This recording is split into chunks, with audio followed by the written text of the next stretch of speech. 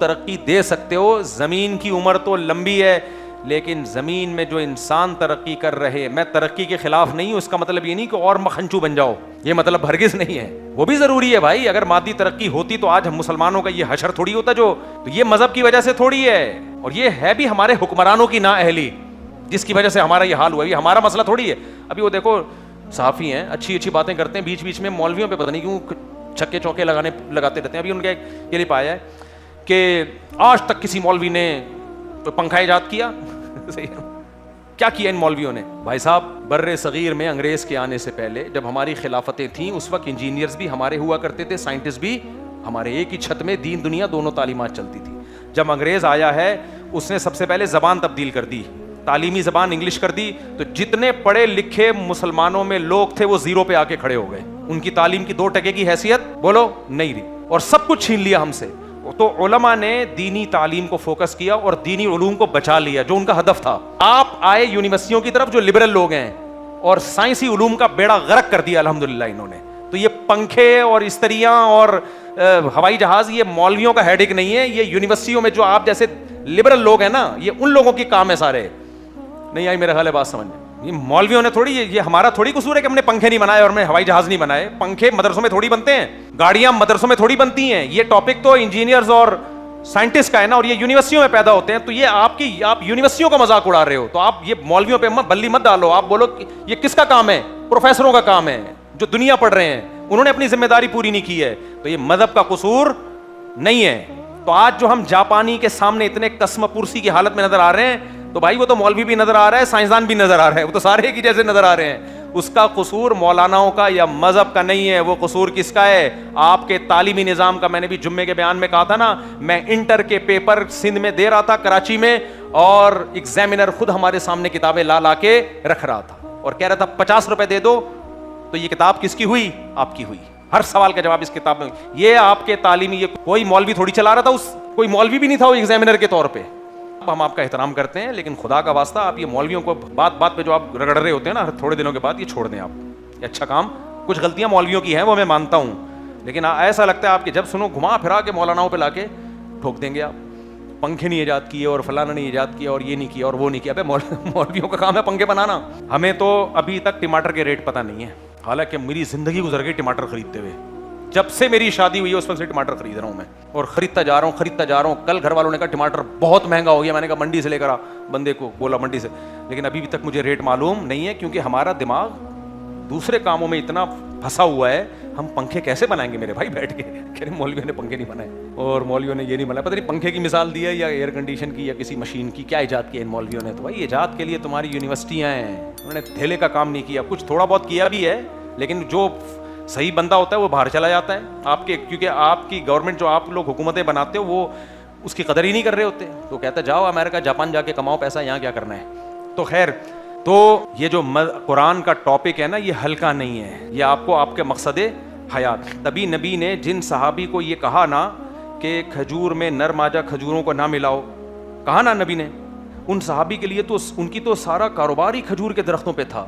ان کے جب کھجور کی پیداوار میں نقصان ہوا, انہوں نے جب نبی سے عرض کیا کہ نقصان ہو گیا, تو نبی نے فرمایا انتم اعلم بامور دنیاکم منی, دنیا کے معاملات تم مجھ سے زیادہ جانتے ہو. تو اس کے بعد ان صحابی کے دل میں نبی کی حیثیت کم نہیں ہوئی. انہوں نے یہ نبی کو نہیں کہا جب آپ ہماری دنیا کے معاملات جانتے ہی نہیں ہیں, اس میں آپ ہمیں گائیڈ ہی نہیں کر سکتے, تو بھائی آپ کا ہماری ترقی سے کیا تعلق ہے آپ کا؟ بھائی ہمیں پھر ہماری تو کھجور کی پیداوار جو ہے, ہمیں تو کھجور چاہیے بھائی, ہم تو پورے سال اسی کھجور پہ گزارا کرتے ہیں, اسی سے ہمارے بچے بھی پلتے ہیں. بچوں کے اس زمانے کے جو بھی اسکول اور جو ہے نا پڑھائی کا نظام ہوگا وہ سارا ہمارا تو اسی سے خرچہ پورا ہوتا ہے. جب آپ اس میں ہمیں گائیڈ نہیں کر سکتے جو اتنی امپورٹنٹ چیز ہے, تو پھر ہم آپ سے گائیڈنس کیوں لیں نا. وہ صحابہ سمجھتے تھے کہ یہ ایک زندگی ہے, اس کے بعد قبرستان بھی ہے, اس کے بعد کیا ہے, اور اللہ آخرت میں یہ نہیں پوچھے گا کتنی کھجوریں پیدا کی اور کتنا پیسہ کمایا. اللہ یہ پوچھے گا جس مقصد کے لیے تمہیں پیدا کیا تھا اس کو فوکس کیا یا نہیں کیا. اور وہ مقصد تھا مجھے یاد رکھنا, میری عبادت کرنا, میرے احکامات کو فالو کرنا, میرے حلال کو حلال سمجھنا, میرے حرام کو حرام سمجھنا, جس چیز کا میں نے حکم دیا اس کو کر گزرنا, جس چیز سے میں نے روکا اس سے رک جانا. تو میرے بھائی یہ ٹاپک سائنسدانوں کے لیے غیر اہم ہے, اللہ کے لیے سب سے اہم یہ ٹاپک ہی ہے. اس لیے اللہ اپنے نمائندوں کو یہی علوم دے کے بھیجتا ہے. आई खोपड़ी शरीफ में बात? जमशेद, तुम्हारी समझ में आया कि नहीं आया? तो ये देसी, ये घड़ी भी नहीं लगी भी, मुझे पता ही नहीं कि कितना टाइम बयान में रह गया। वक्त तो बता दे भाई, 8:47। बस थोड़ा सा 2-4 मिनट में बयान को समेट के ख़त्म करता हूँ। इसलिए ये जो हमारे तबलीगी जमातें घूम फिर रही होती हैं ना, गश्त करती हुई, दुनिया में लोगों को सबसे फजूल यही लोग लग रहे होते हैं। दुनिया में सबसे फजूल लोगों को कौन लोग लगते हैं? तबलीग वाले। एक साहब बहुत पढ़े लिखे, पूरी दुनिया में उनकी ट्रैवलिंग, अमेरिका भी गए, जापान भी गए, फ्रांस भी गए, और बहुत एजुकेटेड, बड़े ज़हीन। एक दिन मुझे कहते हैं, मेरी उम्र उस वक्त होगी 20-22 साल, मैं नया मदरसे में दाखिल, 18 साल उम्र थी मेरी, मैं 17-18 साल की उम्र में मदरसे में आ गया था।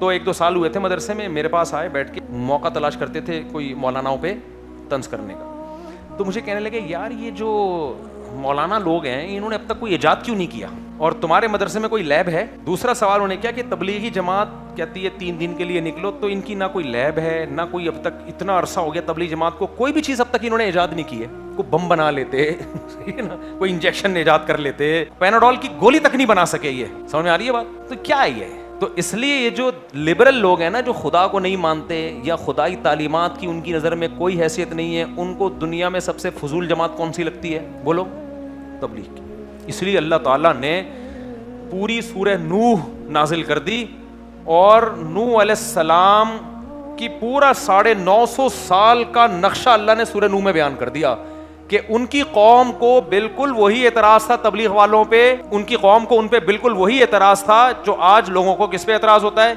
तबलीग वालों पे होता है। वो कहते थे, भाई ये क्या बातें कर रहे हैं यार, ना ये हमें साइंस की कोई बातें सिखा रहे हैं, ना ये हमें ज़राअत से मुताल्लिक कोई गाइडेंस, ना बारिश की पेशगोई कर सकते हैं, कोई महकमा मौसमियात खोल लिया हो इन्होंने, हमारे किसी काम के नहीं। ये सिर्फ एक बात करते हैं, या कौमी अब्दुल्लाह, ए मेरी कौम किसकी इबादत करो?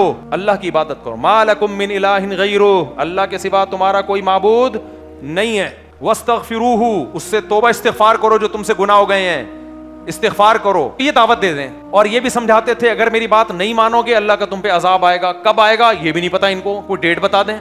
कहते मुझे नहीं पता कब आएगा, लेकिन आएगा, मुझे अल्लाह ने बताया है। इतना 950 साल उस कौम ने नूह अलैहिस्सलाम को तंग किया है। उस कौम की नजर में सबसे गैर अहम शख्स कौन था? नूह अलैहिस्सलाम थे, क्योंकि साइंसी उलूम नहीं थे उनके पास। होंगे थोड़े बहुत जो अल्लाह ने दुनिया में सर्वाइव करने के लिए हर शख्स को दिए होते हैं, या कुछ उनको ज्यादा दे दिए होंगे मौजज़ाती तौर पर, लेकिन उनका टॉपिक ये नहीं था। लिहाजा वो ताजिरों की भी कदर करते थे, वो अपने जमाने के हकीमों तबीबों की भी कदर करते थे, वो अपने ज़माने के इंजीनियर्स जो भी थे उनकी भी कदर करते थे, सिविल इंजीनियर्स की भी कदर करते होंगे, जो पहाड़ों को तराश के मकान बनाते होंगे, सबकी कदर थी। उनकी नज़र में सबसे ज़्यादा बेवक़ात शख्स अगर कोई था माज़ अल्लाह, तो कौन थे?